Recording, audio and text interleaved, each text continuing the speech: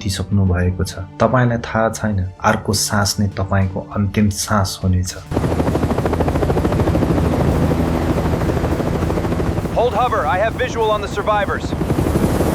Hold hover, I have visual on the survivors. जो हिमालसँग कहिल्यै नडराउने मानिस थियो, तर आज त्यही मानिस हिमालको हिउँ मुनि सधैँका लागि सुते। उनको नाम थियो निर्मल पूर्जा, संसारले चिन्ने निम्स दाई। यो उनको मृत्युको कथा मात्र होइन, यो कथा हो कसरी म्याग्दीको एउटा भिरालो गाउँको सामान्य केटो संसारकै सबैभन्दा खतरनाक सैनिक हुँदै हिमालको भगवान बन्यो र अन्त्यमा आफैले जितेको त्यही हिमालमा बिलायो। यो कथा सुनेपछि तपाईलाई असम्भव शब्दलाई फेरि कहिल्यै उस्तै तरिकाले हेर्नुहुने छैन, पक्कै पनि।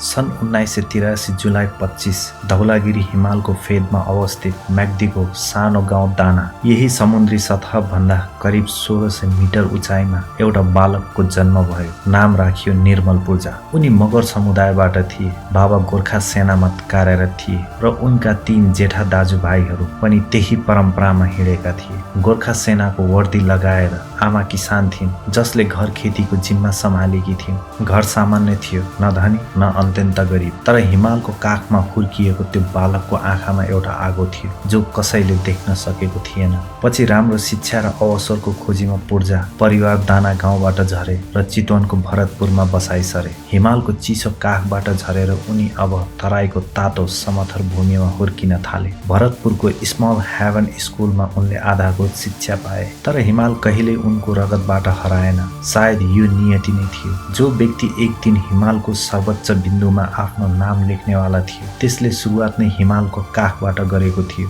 उनका दाजुहरूलाई देखेर वर्दी लगाएर घर फर्किँदा गाउँलेहरूले दिने त्यो सम्मान देखेर बाल्यकालको निर्मलको नाम एउटै सपना बसिरहेको थियो, मलाई पनि लाहुरे बन्नु छ। उनलाई त्यो बेला हिमाल चढ्नु कुनै रहर थिएन। उनको लक्ष्य स्पष्ट थियो, ब्रिटिस गोर्खा सेनामा भर्ती हुनु। ब्रिटिस गोर्खा सेनामा भर्ती हुनु भनेको संसारकै सबैभन्दा कठिन शारीरिक परीक्षाहरूमध्ये एक पास गर्नु हो। हजारौं युवाहरूमध्ये मुस्किलले केही सयले मात्र यो अवसर पाउँछन्। सन् 2003 18 वर्षको उमेरमा निर्मल पूर्जाले यो असम्भव जस्तो देखिने बाधा पार गरे। उनको वर्षौंको सपना साकार भयो। उनी आधिकारिक रूपमा ब्रिटिस गोर्खा सेनाका सिपाही बने। तर निर्मलका लागि गोर्खा सेनामा भर्ती हुनु भनेको यात्राको सुरुवात मात्र थियो, अन्त्य होइन। भित्रभित्रै उनी भित्र एउटा अत्याधिक भोक बसेको थियो। औषध हुनु उनको स्वभाव थिएन नै। उनी सधैँ बेस्ट अफ द बेस्ट बन्न चाहन्थे। 6 वर्षको सैन्य सेवापछि सन् 2009 मा उनले एउटा यस्तो निर्णय लिए जसले उनको जीवनको बाटो नै बदलिदियो। उनले ब्रिटिस रोयल नेभीको सबैभन्दा गोप्य, सबैभन्दा खतरनाक विशेष commando unit special board service SBS को छनौट प्रक्रियामा भाग लिने निर्णय गरे। एसबीएस को छनौट संसारकै सबैभन्दा कठिन सैनिक छनौट प्रक्रिया मध्ये मानिन्छ। मृत्यु दर र असफलता दर दुवै अत्यन्त उच्च। यहाँ शरीर मात्र होइन, दिमाग नै तोडिन्छ। तर निर्मल पूर्जाले असम्भवलाई फेरि एकपल्ट सम्भव बनाए। उनी इतिहासमा पहिलो गोर्खा सैनिक बने जसले एसबीएस को छनौट पास गरे। यो ब्रिटिस सैन्य इतिहासमा एउटा ऐतिहासिक क्षण थियो। अब उनी शीत मौसम युद्ध, कोल्ड वेदर वारफेयर एक्सपर्ट र क्लोज क्वार्टर कम्ब्याटका दक्ष योद्धा बनिसकेका थिए। 16 वर्षको सैनिक सेवा कालमा उनले मध्यपूर्वका खतरनाक युद्ध मैदानहरूमा सेवा गरे, जहाँ मृत्युसँग हरेक दिन उनको कुरा हुन्थ्यो। बन्दुकको गोली चलेको आवाज, बमको धडक र जीवन मृत्युको सीमा रेखामा बाँच्ने त्यो अनुभवले निर्मललाई शारीरिक र मानसिक रूपमा त्यस्तो नेपाल फर्किए। उनले सगरमाथा आधार शिविरसम्म ट्रेनिङ गर्ने योजना बनाए,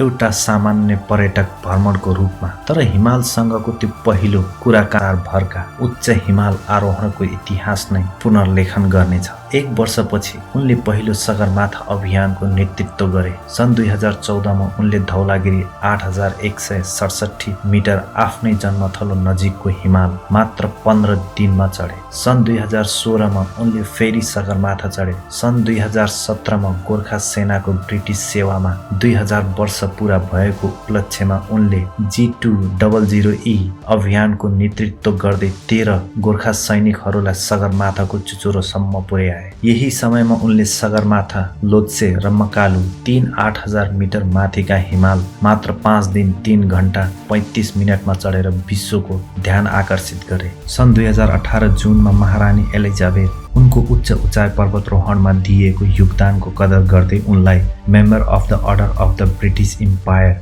MBE को सम्मानले सुसज्जित गरिन्। तर यी सबै त केवल तयारीका खुट्किलाहरू मात्र थिए। निर्मलको दिमागमा त्यस्तो एउटा योजना पाकिरहेको थियो जसलाई सुनेर संसारका अनुभवी पर्वतारोहीहरूले पनि उनलाई सिधै पागल भनेका थिए। संसारमा 8000 मिटर भन्दा अग्ला जम्मा 14 वटा हिमाल छन्। यिनलाई 8000ers भनिन्छ। यसअघि यी सबै 14 हिमाल चढ्ने विश्व कीर्तिमान करिब 7 वर्ष 10 महिनाको थियो। निर्मल पूर्जाले घोषणा गरे, म यी सबै 14 हिमाल जम्मा 7 महिना भित्र चढ्नेछु। उनको यो योजनाको नाम राखियो प्रोजेक्ट पोसिबल 14-7। यो केवल एउटा एथलेटिक चुनौती मात्र थिएन, यो उनको जीवनकै सबैभन्दा ठूलो जोखिम थियो। यसका लागि उनले आफ्नो प्रतिष्ठित र सुरक्षित सैन्य जागिर पूर्ण रूपमा त्यागे। सैन्य पेन्सन गुमाउनु पर्ने जोखिम लिए। योजनाको खर्च जुटाउनका लागि उनले आफ्नो घर धितो राखे। रात दिन खटेर लगानीकर्ता र स्पोन्सर खोजे। धेरैले उनको यो सपनालाई असम्भव र अवास्तविक भनेर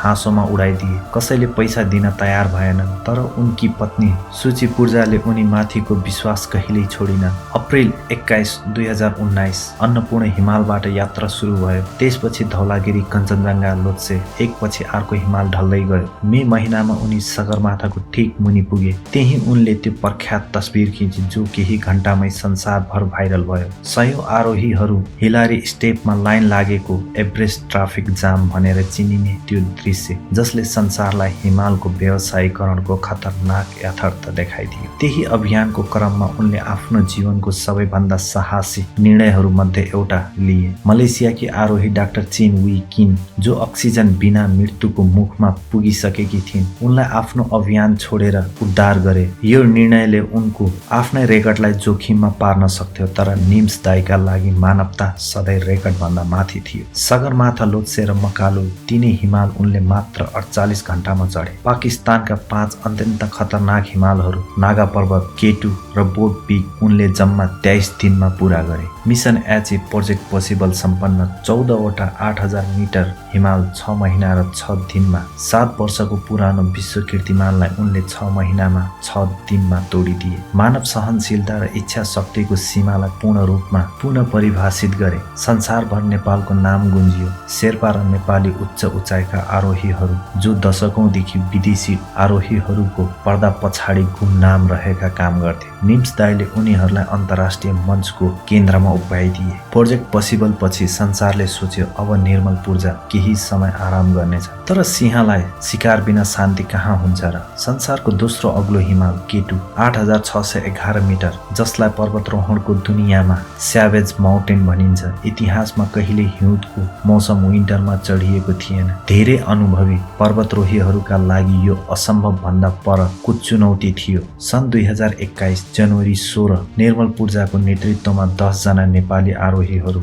एउटा ऐतिहासिक टोली जसमा मिङमा गेल्जे शेर्पा, निर्मल डेभिड शेर्पा लगायत अन्य दक्ष आरोहीहरू सामेल थिए। चुचुरोतर्फ अगाडि बढिरहेका थिए। निर्मल स्वयंले यो आरोहणका बिना पूरक अक्सिजनहरूको सहायता बिना गरिरहेका थिए। चुचुरोबाट मुस्किलले 10 मिटर तल सम्पूर्ण टोली रोकियो। यो एउटा असाधारण हृदय स्पर्शी क्षण थियो। उनीहरूले एक अर्काको पाखुरा समाएर सँगै एकै स्वरमा नेपालको राष्ट्रिय गान गाउँदै अन्तिम पाइलाहरू टेके। सयौं थुङ्गा फुलका हामी एउटै माला नेपाली। यो केवल एउटा व्यक्तिगत जित थिएन, यो नेपालको जित थियो। सदियौंदेखि हिमालको काखमा घाम पानी नभनी परिश्रम गर्ने तर इतिहासका पानाहरूमा कहिल्यै नाम नपाउने नेपाली शेर्पा र आरोहीहरूको सम्पूर्ण योगदानको सम्मान थियो त्यो क्षण। निम्स दाइले संसारलाई प्रष्ट पारे, हामी केवल भरिया होइनौं, हामी नै हिमालका साँचो राजा हौं, साँचो सिंह हौं। यसलाई हिउँ चितुवा पनि भन्ने गरिन्छ नेपालीमा। यसपछि उनको जीवनमाथि बनेको नेटफ्लिक्स डकुमेन्ट्री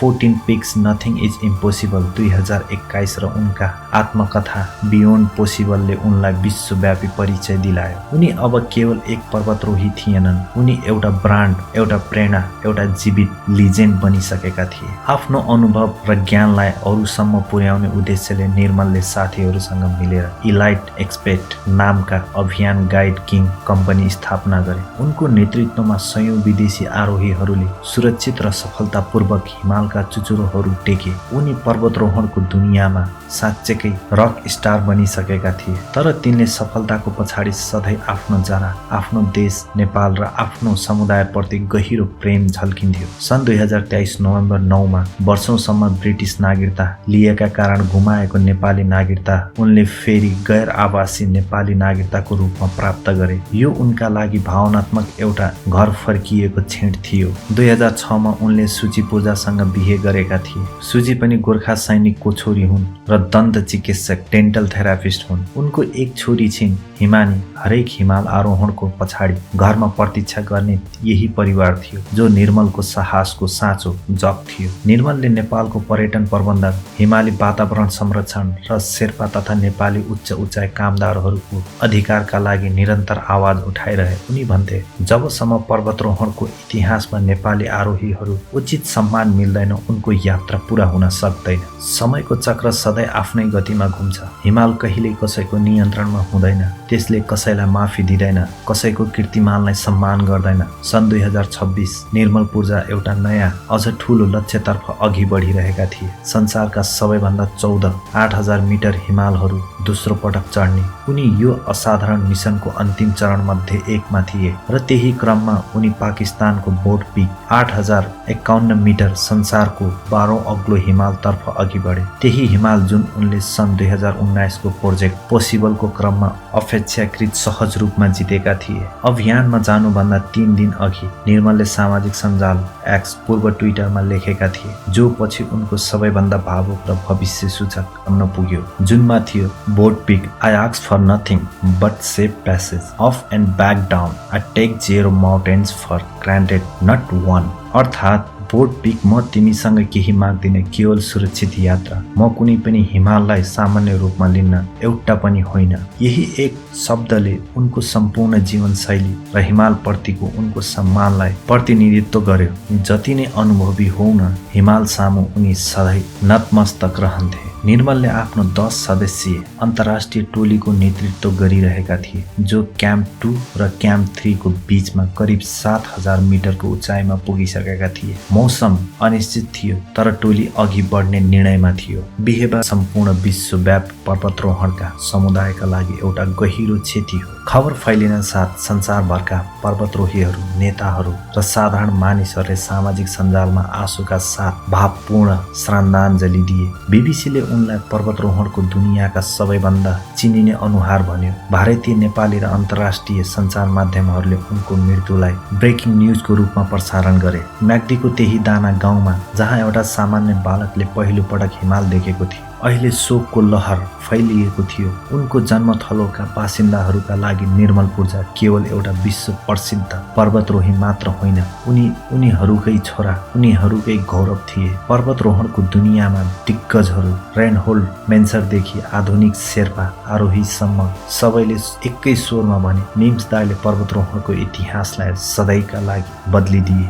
निर्मल पूर्जा आज भौतिक रूपमा हामी माझ छैनन्, तर उनले छोडेर गएको विरासत, उनले चढेका सबै हिमाल भन्दा पनि अग्ला छ। उनले हामीलाई सिकाए असम्भव भन्ने केवल तिनीहरूको शब्दकोशमा मात्र अस्तित्व राख्छ जो प्रयास गर्न डराउँछन्। उनले सिकाए हिमाल जित्नु भनेको हिमाललाई हराउनु होइन, हिमालसँग मित्रता गर्नु हो र त्यो मित्रताको सम्मान गर्नु हो। जीवनको अन्तिम साससम्म म्याग्दीको धुलोमा खेलेको एउटा सामान्य बालकले ब्रिटिस सेनाको सबैभन्दा गोप्य युनिटको शान बन्यो, मध्य पूर्वको युद्ध मैदानमा मृत्युसँग खेल्यो र अन्तमा संसारकै सर्वोच्च चुचुरोहरूमा आफ्नो नाम स्वर्ण अक्षरमा लेखेर गयो। त्यो नाम जो अब कहिल्यै मेटिने छैनन्। जब जब मानव साहसको कुरा हुनेछ, जब जब हिमालको कुरा हुनेछ, जब जब कुनै व्यक्तिले यो त सम्भव नै छैन भनेर हार खोज्नेछन्, तब तब संसारले एउटा नाम गर्वका साथ सम्झनेछ, निम्स दाइ। उनी हिमालका छोरा थिए, उनी हिमालका राजा बने र अन्त्यमा उनी हिमालकै अङ्गालोमा सधैँका लागि बिलाए। यो कुनै हार होइन,